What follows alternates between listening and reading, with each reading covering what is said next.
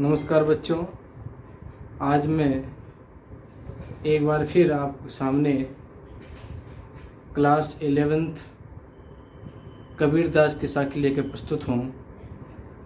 इसकी पूर्व वीडियो में मैंने आपको कबीरदास की साखी संख्या 1 से लेकर के 10 तक की व्याख्या की थी। आज साखी के अंतर्गत बची हुई जो साखी हैं 11 से लेकर के 21 तक की व्याख्या आज मैं इस वीडियो में करूँगा। जैसे कि आप जानते हैं कि कबीर के बारे में मैंने आपको पूर्व वीडियो में कहा था, कबीर ने जो भी साखी लिखे हैं वह उनके जीवन अनुभवों पर आधारित है। यानी उन्होंने अपने आँखों के सामने जो देखा उसका हूबहू वर्णन उन्होंने अपने काव्य में किया है। तो आज हम 11वीं साखी जो आपके सिलेबस में है उसे पढ़ते हैं। इससे पूर्व मैंने आपको 1 से लेकर के 10 साखी व्याख्या में कर चुका हूँ। वह ऑलरेडी यूट्यूब चैनल पर हमारे साहित्य संसार पर अपलोड हो चुकी है। जिन बच्चों ने अभी तक नहीं पढ़ा है वो बच्चे साहित्य संसार चैनल पर जाएंगे और कबीरदास की साखी लिखेंगे, टाइप करेंगे यूट्यूब पे और आपको तुरंत निकल आएगा, आप वहाँ से पढ़ सकते हैं। आइए देखते हैं हम आज 11वीं साखी। कै विरहिन को मीच दे कै आपा दिखलाई, 8 प्रहर का दाचड़ा मुँह पे सहा न जाए। कबीरदास कहते हैं, हे ईश्वर, आपसे मिलने का जो विरह है, जो विरह मैं झेल रही हूँ, यहाँ स्त्रीलिंग चलेगा, कह रहे हैं कि मैं जो आपके मिलन में जो विरह को झेल रही हूँ वह विरह जो है 8 प्रहर, 24 घंटे में 8 प्रहर होते हैं और 4 प्रहर दिन के, 4 प्रहर रात के, इस तरह से आपके 8 प्रहर होते हैं। एक प्रहर जो है 3 घंटे का होता है।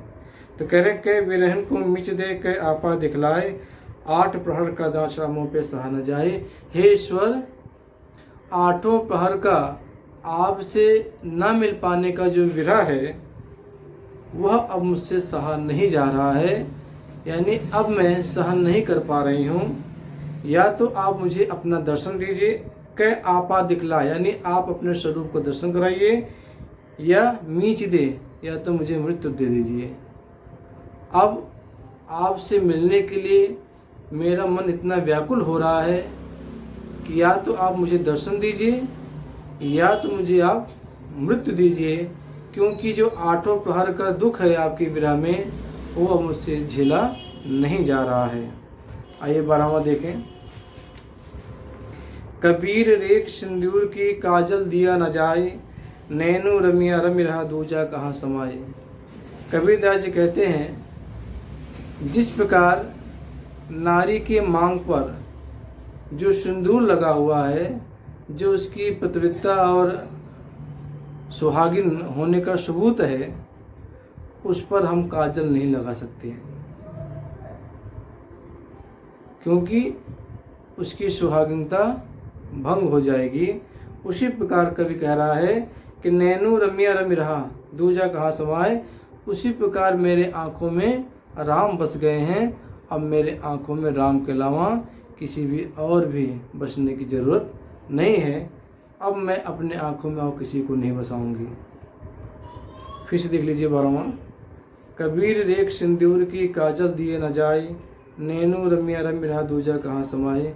कबीरदास जी कहते हैं, जिस प्रकार सुहागन स्त्रियों की मांग में जो सिंदूर होता है लाल रंग का, उस पर हम कालिक नहीं लगा सकते। यानी उस पर हम किसी की हो चुकी है और उससे पवित्रता भंग होगी। इसलिए मेरे आँखों में राम बसे हुए हैं और इन आँखों में राम के अलावा और कोई बसेगा नहीं। 13वां देखिए। शायर नाही शिव बिन स्वात बुद्ध भी नाही, कबीर मोती निपजे सुन शिखर गढ़माही। कबीरदास जी कहते हैं कि मैंने मोती प्राप्त कर लिया है। और कैसे मोती? ना ही सागर है, ना ही सीप है, ना ही स्वाद बूंद है। इन तीनों के अभाव में, यानी इन तीनों के बिना मैंने शून्य शिखर गड़माई, जो ब्रह्मरंध्र होता है जहाँ पर हजारों पंखुड़ियों वाले कमल खिलते हैं, मैंने वहाँ पर मोती को प्राप्त कर लिया, यानी मैं मुक्त हो गया हूँ। वैसे जो मोती का निर्माण होता है, कहा जाता है कि समुद्र के किनारे जो सीप होता है, सीप में जब स्वाति नक्षत्र की जो बारिश होती है, जब उसमें बूंदें पड़ती हैं सीप में, तो मोती बन जाती है।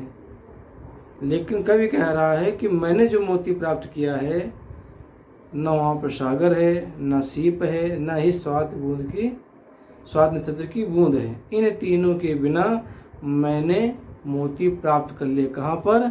शून्य शिखर गड़माई, जो सुषुम्ना नाड़ी है उससे होते हुए मैंने ब्रह्मरंध्र जो होता है, ये मस्तिष्क के ऊपर होता है। ऐसे नाथियों, जो नाथ संप्रदाय हैं, जो योग संप्रदाय हैं, उनसे ये कबीरदास प्रभावित हुए थे, तो कुछ चीज़ें उन्होंने वहाँ से ग्रहण कर ली हैं। क्योंकि जो भी धर्म संप्रदाय होता है वह उस समय अपने जनमानस को प्रभावित करता है। तो कबीरदास भी नाथ संप्रदाय से प्रभावित थे। तो उन्होंने कहा है, शून्य शिखर गड़माई, मैंने अपनी साधना से ब्रह्मरंध्र तक पहुँच गया हूँ और मैंने वहाँ पर मोती ग्रहण कर लिया है। 14वां देखिए, पानी ही ते हिम भया, हिम हो गया बिलाई, जो कुछ था सोई भया, अब कुछ कहा न जाए। कबीरदास जी कहते हैं कि जो जीवात्मा है वह परमात्मा के अंश है। जब जीवात्मा इस संसार से जब नष्ट हो जाता है उसका शरीर, तो आत्मा जो है पुनः परमात्मा में विलीन हो जाती है। तो यहाँ पर उन्होंने पानी के माध्यम से दिया है, कह रहे हैं पानी ही ते हिम बहा। पानी ही जो है, पानी जो तत्व होता है वही जम कर क्या हो जाता है, बर्फ बन जाता है। हिम मतलब बर्फ, हिम हो गया विलाय, और वही पानी नष्ट होकर के वही बर्फ नष्ट होकर के पानी बन जाता है। मतलब दो ही तत्व एक ही हैं, जब जम जाता है बर्फ बन जाता है, जब बर्फ पिघल जाती है तो पानी बन जाता है। उसी प्रकार जो जीवात्मा है जब परमात्मा से अलग होती है तो जीवात्मा रहती है, और जब यहाँ शरीर नष्ट हो जाता है परमात्मा में लीन हो जाती है तो परमात्मा में चली जाती है। यानी जीवात्मा जो अलग हुई थी वह परमात्मा में ही मिल जाती है। 15वां देखिए, पंख उड़ाए गगन को पंड रहा प्रदेश, पानी पिया चंच बिन भूल गए वो देश। कबीरदास जी कहते हैं कि ये जीवात्मा रूपी पक्षी जो है, पंख उड़ाए गगन को, यहाँ पंख जो है वह पक्षी के लिए है। कह रहे जो जीवात्मा है वह पक्षी हो गया, ठीक है, जो जीवात्मा है वो पक्षी हो गया, और पंड जो है शरीर हो गया। तो शरीर यहीं रह जाता है और जीवात्मा यानी आत्मा जो है परमात्मा में लीन हो जाती है। वही कह रहे हैं पंख उड़ाए गगन को, ये जीवात्मा रूपी जो पक्षी है वह गगन को चली गई उड़ करके, यानी आत्मा जो है शरीर को त्याग करके आत्मा परमात्मा में चली गई। पंड रहा प्रदेश, और जो शरीर जो है इसी लोक में रह गया, यानी संसार में ही रह गया। पानी पिया चंच बिन भूल गया वो देश। कवि कह रहा है कि मैंने वहाँ पर मोती रूपी सागर में पहुँच करके मैंने अपने साधना से वहाँ का पान किया, वहाँ रसपान किया, और रसपान इतना पिया कि मैं इस संसार के आवागमन से मुक्त हो गया और मुझे फिर इस देश की याद नहीं आई। यानी मैं मोक्ष प्राप्त कर लिया और मैं संसार के आवागमन से मुक्त हो गया। 16वां देखिए, पिंजर प्रेम प्रकाशिया अंतर भया उजास, मुख्य कस्तूरी में मई वाणी फूटी बास। पिंजर प्रेम प्रकाशिया अंतर भया उजास। कबीरदास जी कहते हैं जब से मेरे शरीर में, पिंजर मतलब यहाँ पर पिंजरा यानी शरीर, जब से मेरे शरीर में ईश्वर का प्रेम का प्रकाश फैला है, जब से मेरे शरीर में यानी मेरे हृदय में, शरीर के हृदय में जब से ईश्वर का प्रेम रूपी प्रकाश फैला हुआ है, तब से मेरी अंतर आत्मा क्या हो गई है, प्रकाशवान हो गई है। और मुख कस्तूरी महमयी वाणी फूटी बास, और मेरे मुख से कस्तूरी जैसी सुगंध निकलती रहती है। और वाणी फूटी बास, अगर मैं कुछ बोलता हूँ तो मेरे जो वचन होते हैं, जो मेरी वाणी होती है, वह ही ईश्वर के प्रेम से सनी हुई निकलती है। कहने मतलब है कि मेरा हर क्रियाकलाप जो है ईश्वर के प्रति या ईश्वर द्वारा प्रेरित रहता है। ईश्वर जैसे चाहता हूँ वैसे ही कार्य करता हूँ। 17वां देखिए, नैना अंतर आव तू ज्यों हूँ नैनन झेपूँ, ना हो देखूं और को न तुझ देखन देऊं। कबीर कहते हैं कि नैना अंतर आव तो ज्यों हूँ नैनन झेपूँ, हे ईश्वर आप जैसे ही मेरी आंखों के अंदर आएंगे, नैना अंतर ही, अंतर मतलब अंदर, आप जैसे ही मेरे आंखों के अंदर आएंगे, ज्यों हूँ नैनन झेप, वैसे ही मैं आंखें मूंद लूँगी। झेप मतलब मूंदना। आप जैसे ही मेरी आंखों में आएंगे वैसे मैं क्या कर लूँगी, अपने नेत्र को बंद कर लूँगी। ना हो देखूं और को, और ना मैं किसी दूसरे को देखूंगी, और ना तो देखन दूँ, ना ही किसी को तुम्हें देखने दूंगी। 18वां देखिए, कबीर हर दस यूं पिया बाकी रही न था की, पाका कलश कुम्हार का बहुन चढ़ी चाकी।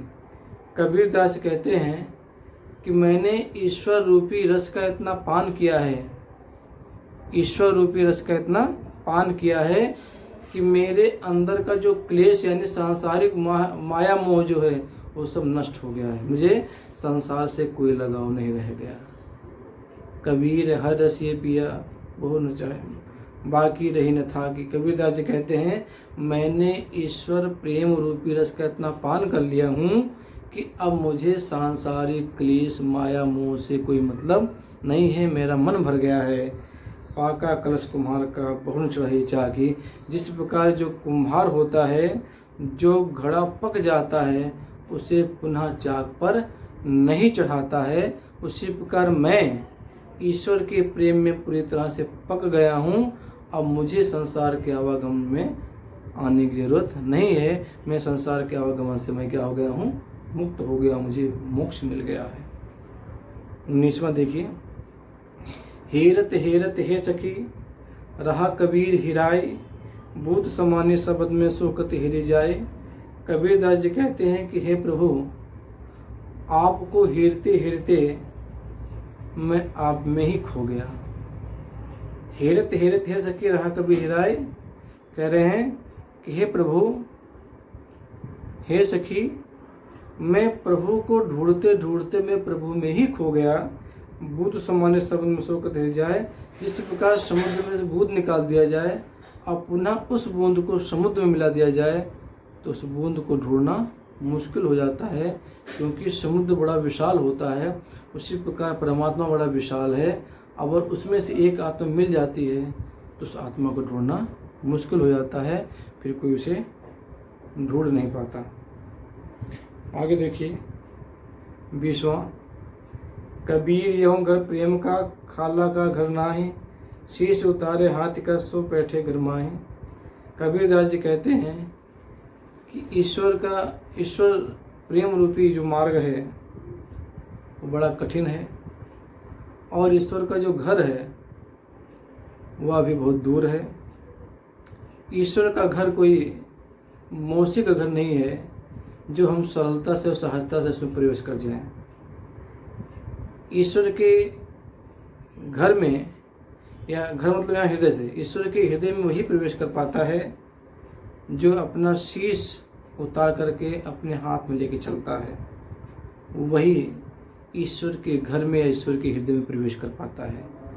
यहाँ पर शीश उतारने का मतलब ये नहीं शीश उतार, यहाँ से जो कठिन साधना करता है, जो ईश्वर की भक्ति करता है, जो ईश्वर की आराधना करता है, जो ईश्वर का चिंतन करता है, वो साधक जो है ईश्वर के घर में प्रवेश करता है, यानी जो कठिन तपस्या करता है वो।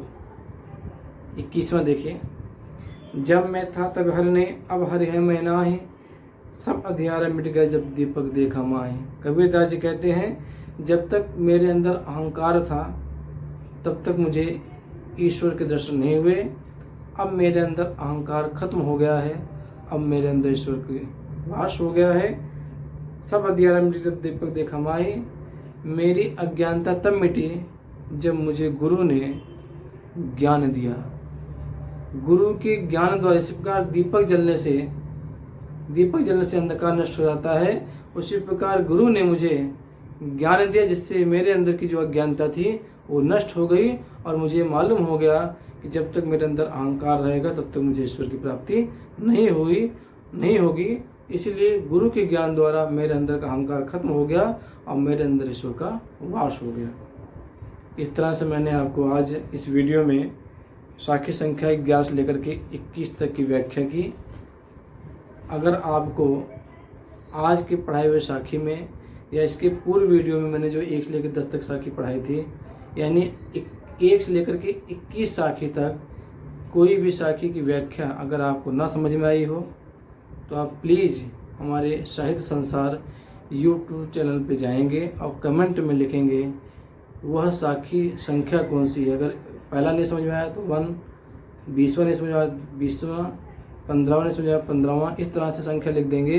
और जब भी नेक्स्ट मैं जब पदावली पढ़ाऊँगा, अभी कबीरदास चैप्टर बाकी है, जब पदावली पढ़ाऊँगा तो अगर आप कमेंट में लिखे रहेंगे सर ये छंद नहीं समझ में आया, तो मैं इस पदावली को पढ़ाने से पहले उन साखी को हम फिर से आपको पढ़ाएंगे। इसलिए मैं बार बार कहता हूँ कि शिक्षकों का समाधान ही, शिक्षार्थियों का समाधान ही हमारा मूल उद्देश्य है। हम शिष्य और गुरु एक दूसरे के पूरक हैं। शिष्य का अस्तित्व तब है जब गुरु उसे ज्ञान देगा, और गुरु का अस्तित्व है जब शिष्य ज्ञान ग्रहण करेगा। यानी दोनों एक दूसरे के पूरक हैं और दोनों प्राचीन काल से, अनादि काल से दोनों का संबंध मधुर है और आगे भी रहेगा। इसलिए प्यारे बच्चे, मैं बार बार कहता हूँ अगर कोई भी दिक्कत आपको हिंदी विषय में है तो प्लीज़ आप मेरे YouTube चैनल पर जाएं और कमेंट में अपनी समस्या लिखें और मैं उसे यथा समय आपका निदान अवश्य करूँगा। और आज मैं साखी का वीडियो मैंने आपको पढ़ा दिया। इसके पूर्व वीडियो मैंने 1 से 10, आज 11 से 21। इस तरह से मैं आपको बताना चाहूँगा कि साखी में जो व्याख्या पूछी जाती है, जैसे कि मैंने बताया था पूर्व में ही कि इसमें साखी दे देंगे और उससे संबंधित तो 5 क्वेश्चन पूछेंगे। पहले व्याख्या आती थी लेकिन अब नहीं आती, अब साखी दे देंगे। मान लीजिए 11वां 12वां साखी दे दिए और इसी से संबंधित 5 क्वेश्चन पूछेंगे। और 5 क्वेश्चन जो है, हर एक प्रश्न जो है 2 अंक रहेगा। इस तरह से 5 क्वेश्चन जो हैं 10 अंक रहेंगे। तो मैं आपको बार बार बता रहा हूँ कि आप दोनों साखी की द्वारा पूछे गए जो 5 प्रश्न हैं, उन प्रश्नों का उत्तर आप तभी दे पाएंगे जब आप साखी की व्याख्या ठीक ढंग से जानते हैं।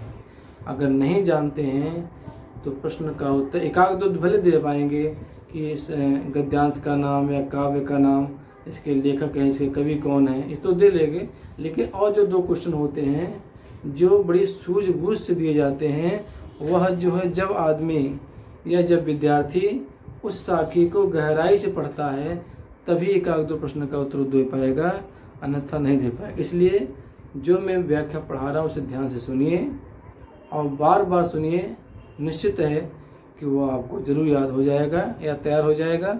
अगर फिर भी कोई दिक्कत है तो आप मेरे YouTube चैनल पे जाइए और अपना समाधान बताइए, अपनी समस्या बताइए और समाधान मैं आपको अवश्य बताऊंगा। आज के लिए बस इतना ही। अगर वीडियो पसंद आए तो लाइक करना ज़रूर न भूलें। अगर अभी तक आपने मेरे चैनल को सब्सक्राइब नहीं किया है तो प्लीज़ सब्सक्राइब करें, जिससे आने वाले समय में आपको बेहतर वीडियो मिले और आप अच्छी तरह से पढ़ाई कर सकें और आने वाली परीक्षाओं में आप अधिक से अधिक अंक प्राप्त करें और अपना भविष्य उज्जवल करें। आज के लिए बस इतना ही। धन्यवाद। और जल्द ही मैं कबीरदास की जो पदावली आपके सिलेबस में क्लास 11th में जल्द लेकर हाजिर होता हूँ। तब तक के लिए धन्यवाद।